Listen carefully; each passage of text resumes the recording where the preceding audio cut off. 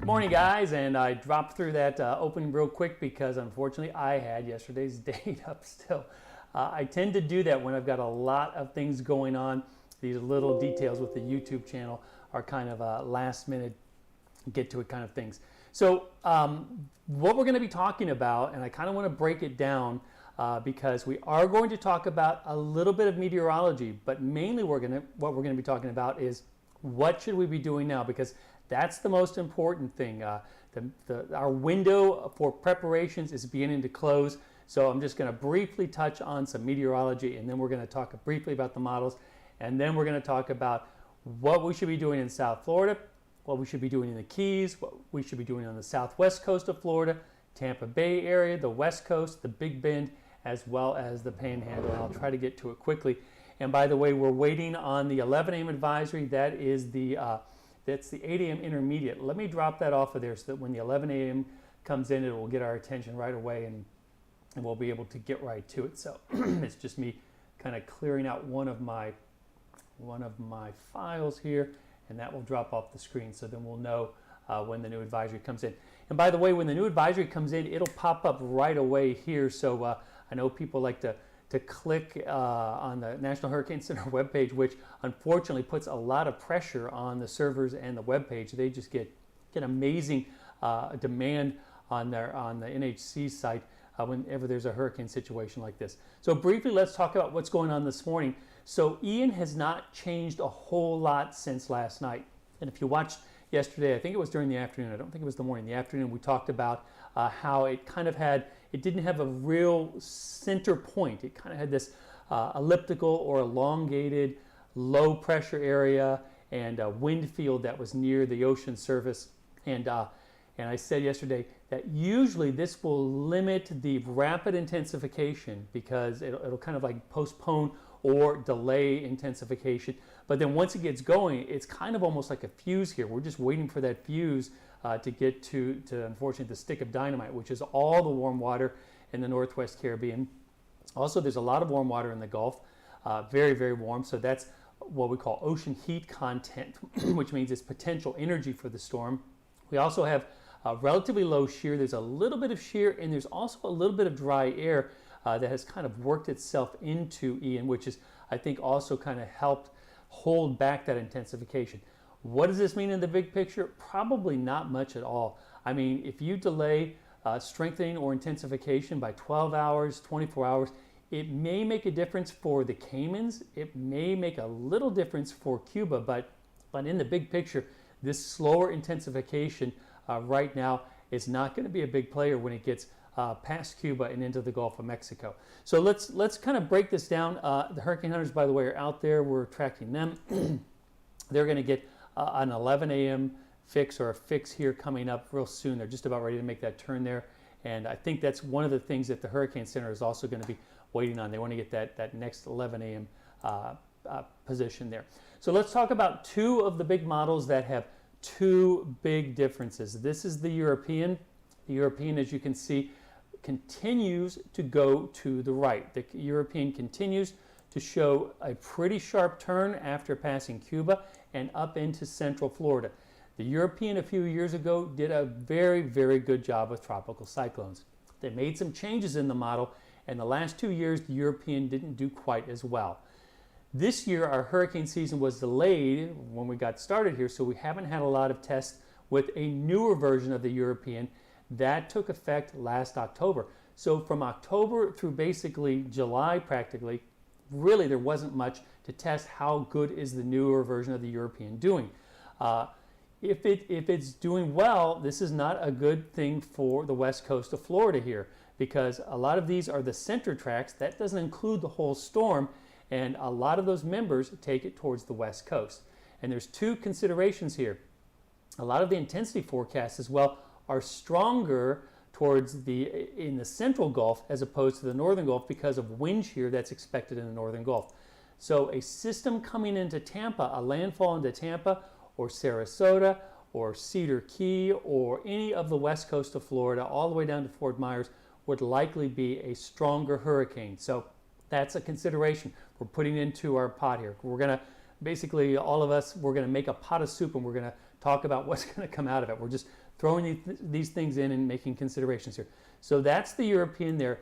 Here is the GFS, and the GFS, it also has kind of dug into its camp here of basically going up through the eastern Gulf of Mexico and approaching the Panhandle. This solution, which is right now what we see the National Hurricane Center more, I would say, favoring. It's kind of a blend here. They're not saying it's one or the other, but the Hurricane Center's track tends to be closer to the GFS solution. Now, there's going to be some really strong wind shear and some dry air coming into the northern Gulf later in the week. So this solution would, of course, impact the Panhandle and the Big Bend. However, it looks like the storm would be weaker. Now, when a storm gets really, really strong, really like Category 3, Category 4, with really low pressure in the middle, all that energy with those high winds are held very, very close to the center. When a very strong storm weakens, all that energy spreads out. So instead of a small, very tight, intense wind field, we have a wind field that spreads out, and you have a larger area of, say, Category 1 or Category 2 winds. So that's also another consideration. So we're thinking all these things here as we're kind of putting together our plan and our forecast.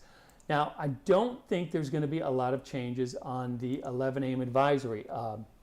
I don't, at this point, see anything that's going to make me go, oh, we're going this way, or oh, we're going that way. So let's start talking about, because I think the timeline is going to be similar here, let's start talking about what we're doing. And this, we may have some small updates here with the 11 a.m. advisory, but I really don't expect anything big. So I'm going to start off here in, let's just talk about Miami-Dade, Broward, and Palm Beach County. And this pretty much includes Martin and St. Lucie counties as well. So away from the beaches there, because that's kind of in this, this purplish area, Miami-Dade, Broward, and Palm Beach.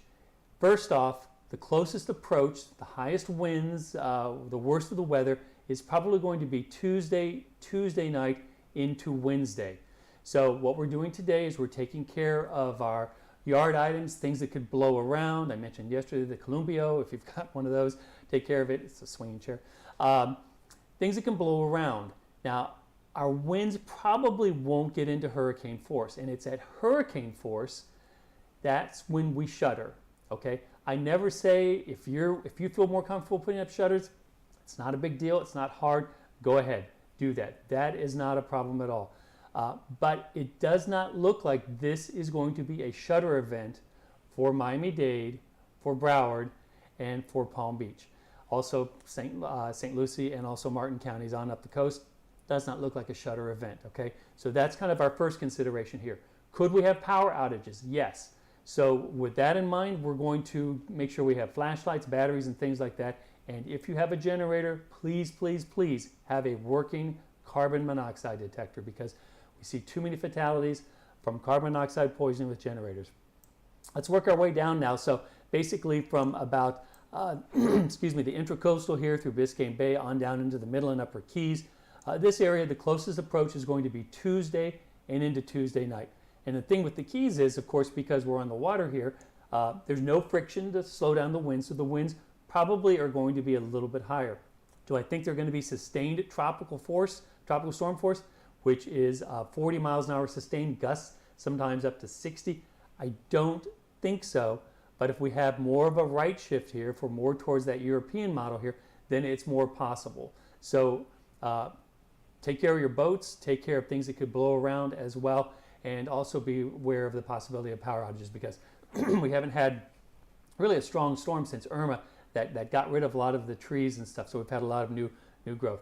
So let's move on up a little bit here, because this includes now the lower Keys as well as the southwest coast, places such as Marco Island, Naples, not quite to Fort Myers. So the closest approach is going to be Tuesday, and especially for the lower Keys, and Tuesday night for the southwest coast. So this is the area here where we could also see some storm surge. That's a possibility.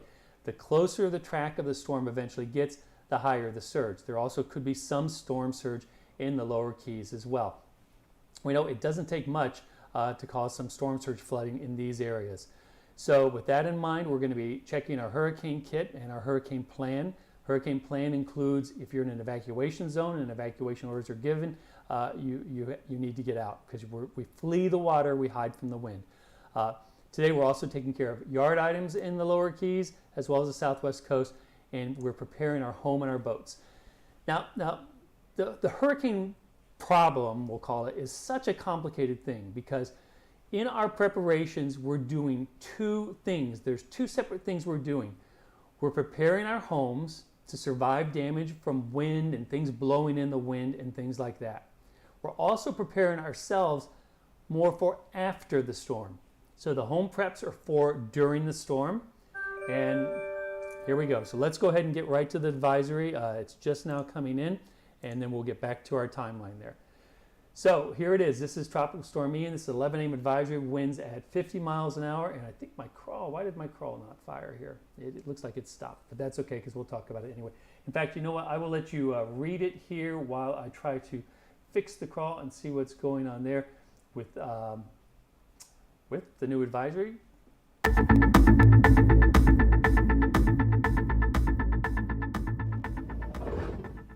Okay, so let's talk about the new advisory here. I'll put it up on the screen and you can read it along. So changes of watches and warnings first. The government of Cuba has upgraded the hurricane watch to a hurricane warning for western Cuba, including the provinces of, and I'm sorry, the Isle of Youth, Pinar del Rio, Tismia. I know I practiced it all day and I didn't get it right. Also, this includes Havana now for a tropical storm watch, which is being upgraded to a tropical storm warning. So that is it. The government of the Cayman Islands has discontinued the tropical storm watch for the Cayman Islands. So that's the new advisory there. So let's talk about it now that the crawl is running. So thank goodness. All right, so we're going to go through the track here and we're going to kind of then go through the timing. First off, though, let's look at the new forecast track. And I show a little bit of a different forecast track here. This white line, that little tiny white line right there, that is the cone. So if you look at the cone, you'll say, well, the cone's pretty small. That's because the cone only tracks that center point. And remember, we're not as worried about a center point as we are about the whole storm. I've always felt that the cone is not, it's a good tool for tracking the center point, but it's not a good tool for tracking something that's bigger than a point. So here we are. That is through the Monday evening time frame there. Category 1 forecast by tomorrow morning. Category 2 forecast by Monday evening. And then you can see the tropical storm conditions approaching the west and southwest provinces of Cuba there. And then here we go into the Monday night, Tuesday time frame. So this is Tuesday morning, and the forecast is for Category 4 intensity. That is very, very rapid intensification. And that's what we call explicitly forecast rapid intensification. It's not a possibility. They're saying this is going to happen, the National Hurricane Center. You can see the red area there, the hurricane conditions moving through into the Pinar del Rio province, and you can see the tropical storm conditions extending east into Havana. Now moving forward after that, this is the Tuesday night time frame. So this is the closest approach to the Keys, and as we were talking about the timing a little bit earlier, this looks to be a little bit slower, so now things may be delayed a little bit. It's okay that they're slower, we don't want them to be faster. So this is Tuesday evening, closest approach to the lower Keys. You can see the tropical storm conditions just looking like, at least according to this advisory, brushing the lower Keys there Tuesday evening. Of course, in South Florida, we're going to feel the winds picking up as well from the southeast initially and then becoming southerly and then southwesterly. Okay, then now we are at the Wednesday morning time frame here. Tropical storm conditions beginning to arrive here on the west coast, and then we'll go into the Thursday morning time frame there, and you can see this is not much of a shift from the earlier advisory. The hurricane conditions are very near, based on this advisory, the Florida west coast.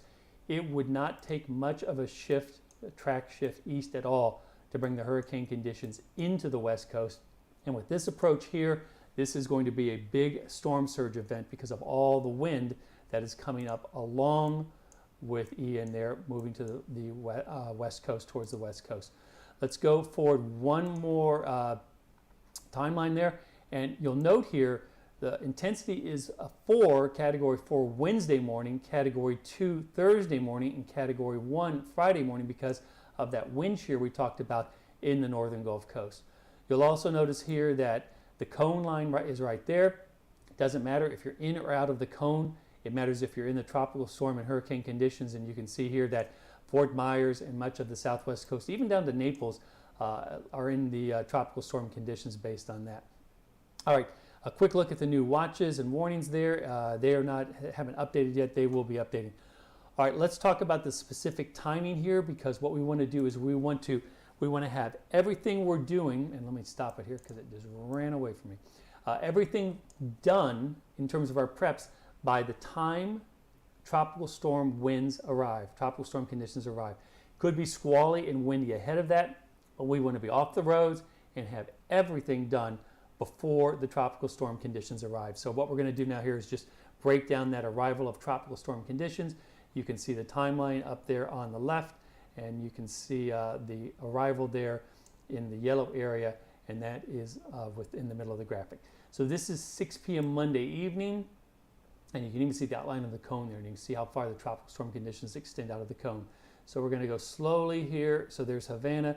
So it would be during the Monday night time frame that it looks like tropical storm conditions could arrive in Havana. So things want to be wrapped up in Havana by Monday evening, by sunset Monday there. So it's easier to think about sunset sometimes because you're not going to be doing preparations at night. So here we are at 7 a.m. on Tuesday. There is 10 a.m. on Tuesday.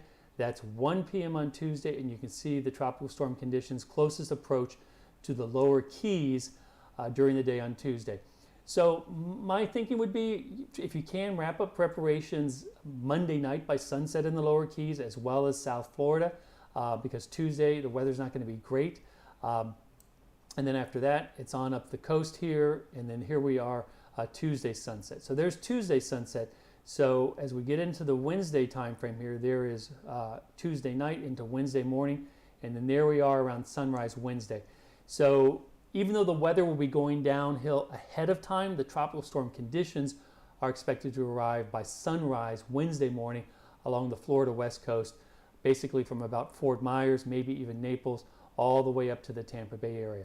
So basically the west coast then, that means we need to have things wrapped up by Tuesday sunset in the Tampa Bay area, because Wednesday you may not have time to do anything, because there we are Wednesday at noon and the weather could be pretty bad. It is still too early to call it. This is going to be a shutter event for Tampa, but it's close enough that if it takes you some time to put up shutters and you can do it safely, I think that the shutters from Fort Myers up through the Tampa Bay area is not a bad idea. We still have Monday to do that, but Tuesday the weather is going to start getting a little bit worse, and then by Wednesday you're out of time. So you want to have everything wrapped up in terms of outdoor preps on the west coast by Tuesday sunset. Tuesday sunset. So let's move on up here and we'll talk about, here we are Wednesday afternoon, and the weather is deteriorating now by Wednesday evening based on this advisory towards the Big Bend and towards the Panhandle. So folks in the Panhandle, you want to have your things wrapped up very early on Wednesday. You don't want to wait through the day on Wednesday. In fact, if you want to wrap things up Tuesday evening in the Panhandle, that's perfectly fine, because what will happen is if this is, say, weakening and going down in intensity, that wind field is going to be expanding out. And as it does, it's going to tend to one of like race ahead of the storm. There we are Thursday morning. So it's during Wednesday night into Thursday. That's the arrival of tropical storm conditions in the Panhandle. And kind of that's what we're really concerned with there. This is kind of now the timing thing that we're talking about here based on that advisory. So let me go back to my graphic of what are we doing now. And I think the times on some of these may have changed, but we'll go through it and kind of just keep it in mind here. So once again, does not look like a shutter event based on this advisory for Southeast Florida, Palm Beach, as well as Broward and Miami-Dade.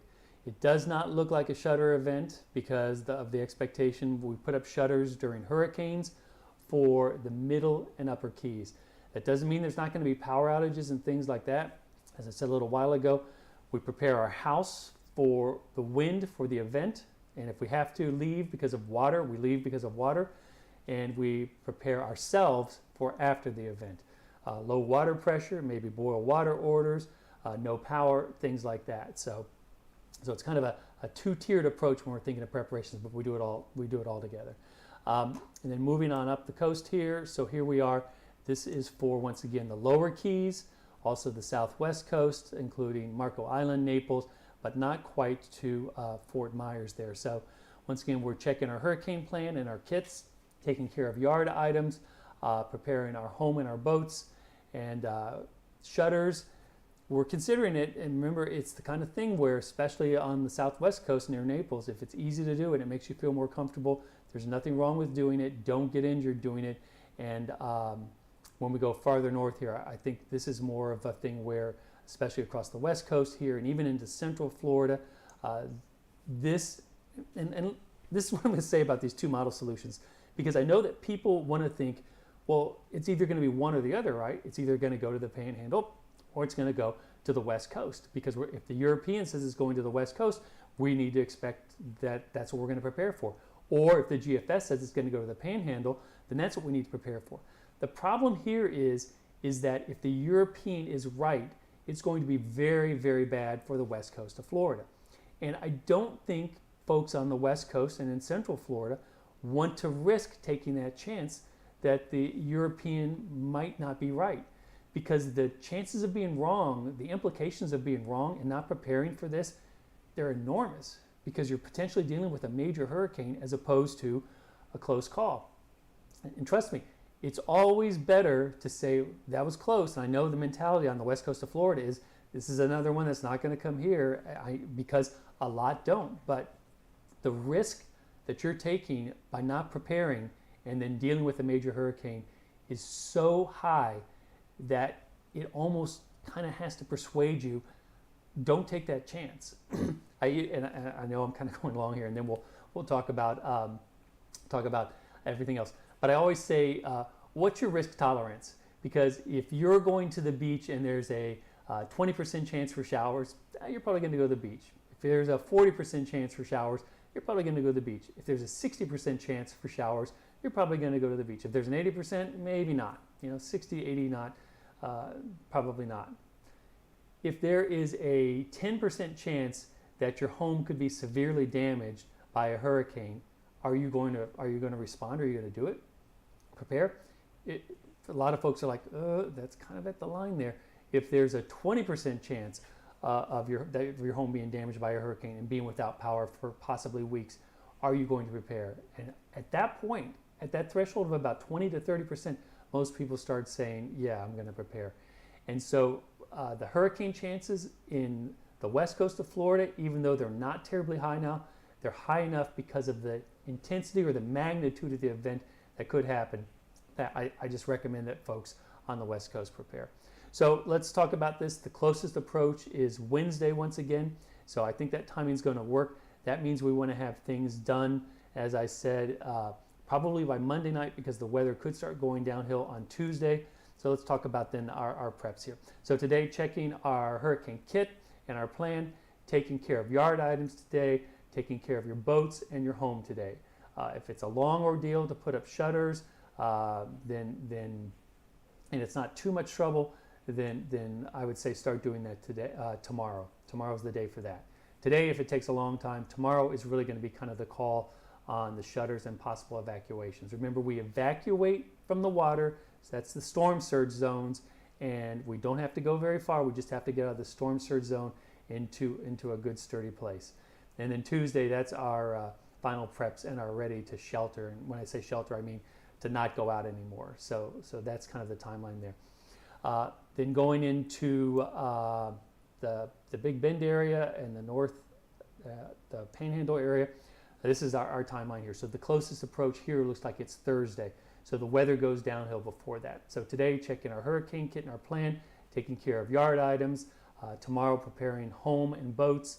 Tuesday could be our shutters or our evacuations. And Wednesday, that's our final preps and ready to shutter.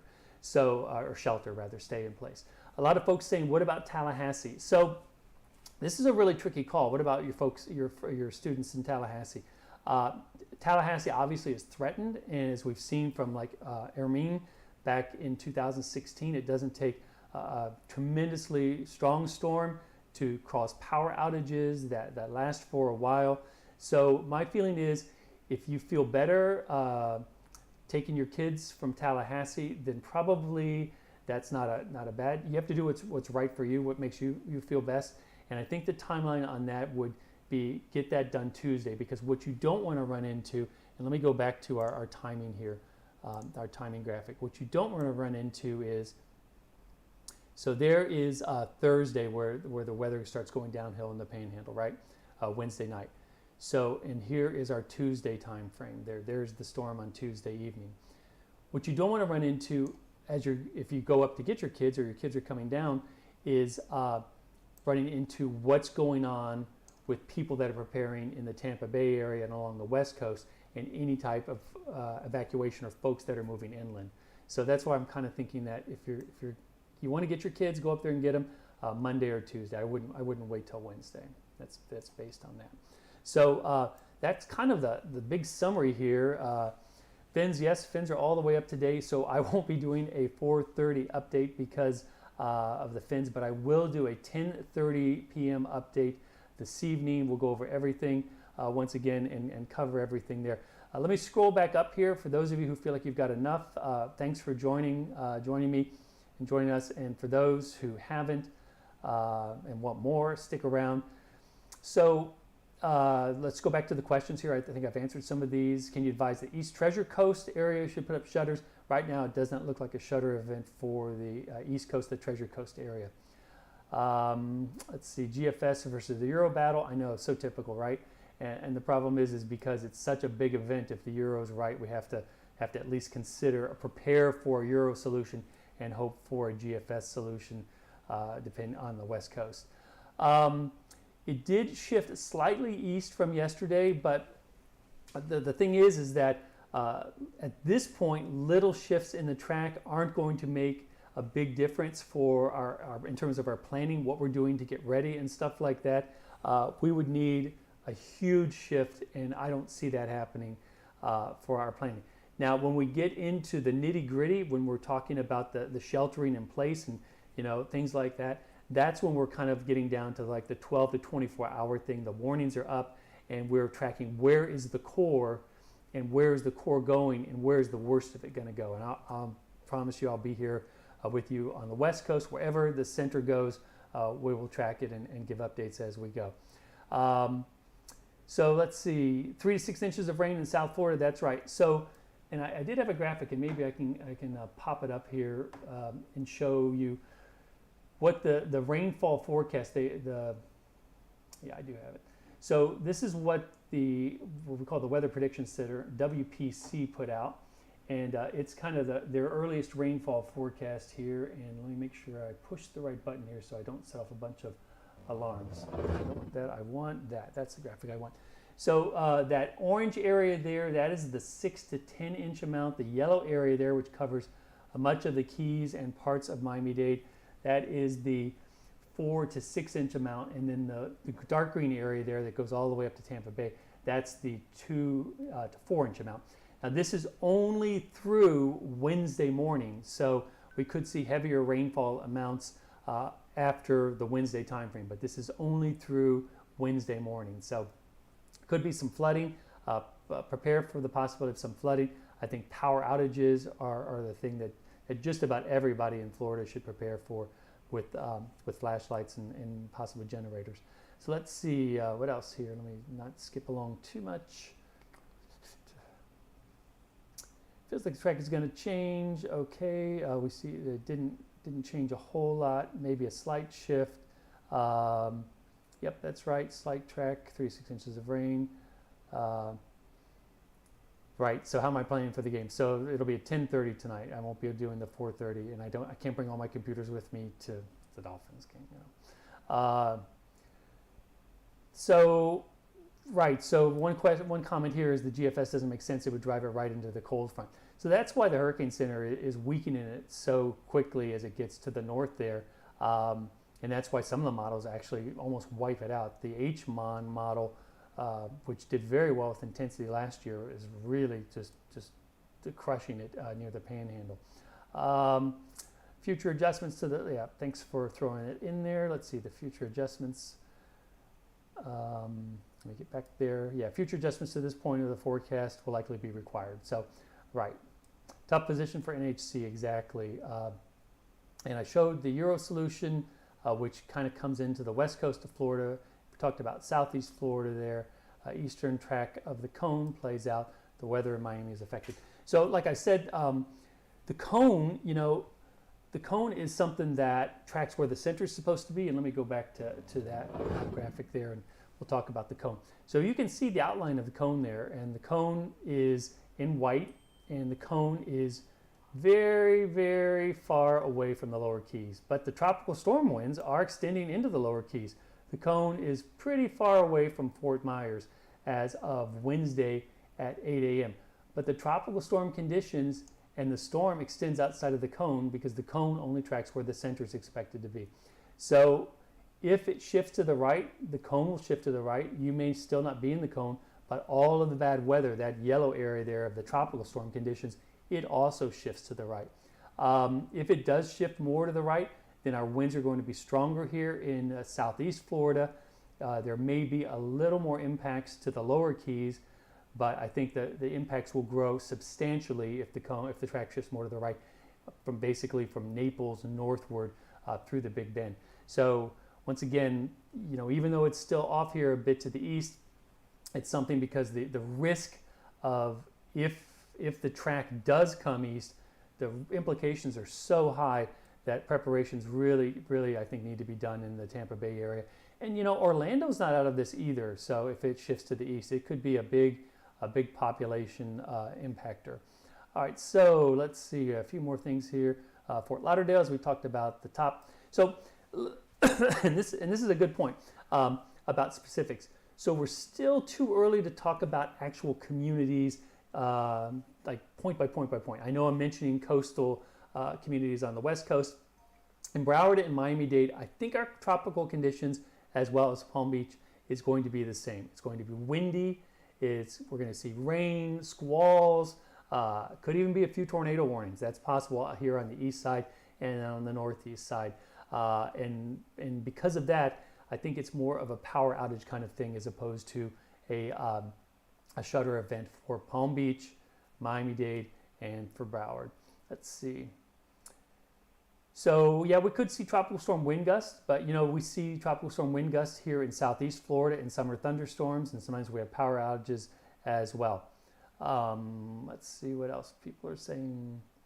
Weather balloons going up in the air for data. Yes, they are. In fact, the National Hurricane Center made a request that basically the eastern half of the United States puts up weather balloons every 6 hours. They usually go up every 12 hours. They're going up every 6 hours.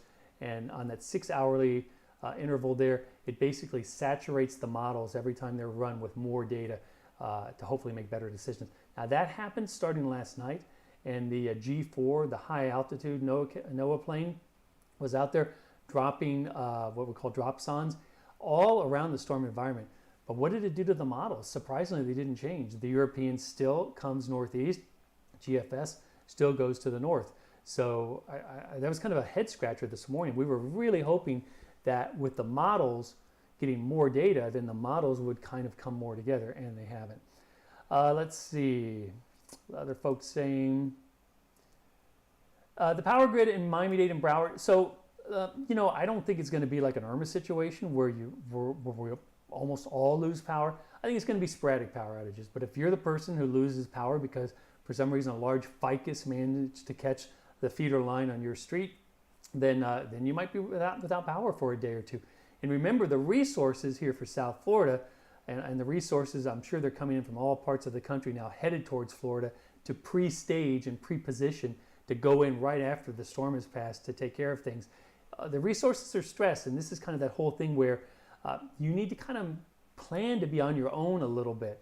For Southeast Florida, for Miami-Dade, Broward, and Palm Beaches, as well as the Middle and Upper Keys, that may mean just some sporadic power outages. For the West Coast, it may mean something much bigger and something much longer, and you need to prepare for that too.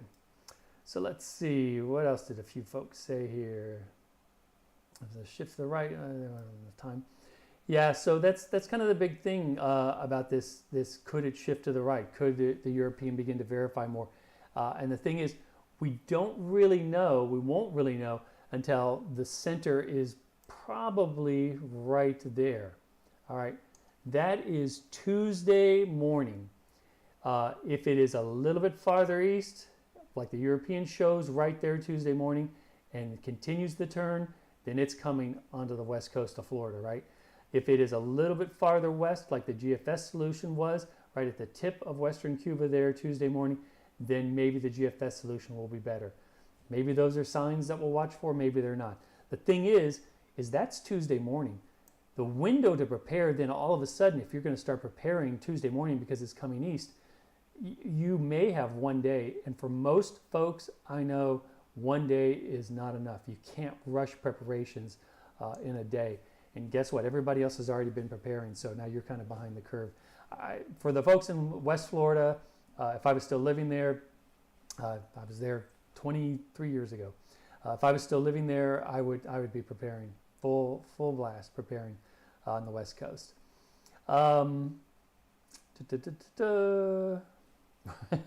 We lose power in plantation if somebody sneezes too hard. Yeah.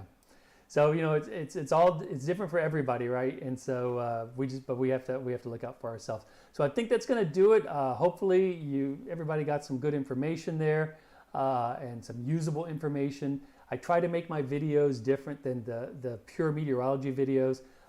Get shutters, do this, do that. You know what? To break it down, because the one thing I learned working for as many years as I did, 25 years in Florida with hurricanes and stuff, is that you can tell people about the meteorology, but that doesn't really tell them what to do, or what they should be doing.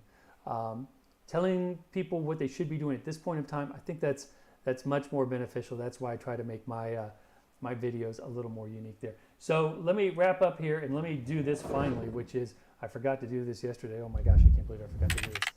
If you like the video, please be sure to like. If you like the video and you want more, please be sure to subscribe. Get the notifications. Look at that, my hair is falling out now because of the stress.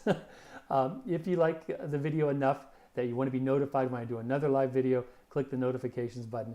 And please, please, please, by all means, share this information with friends and family, especially along the West Coast, who are looking for more information. Remember, I'm just one of many sources of information, but hopefully all of this has helped everybody out.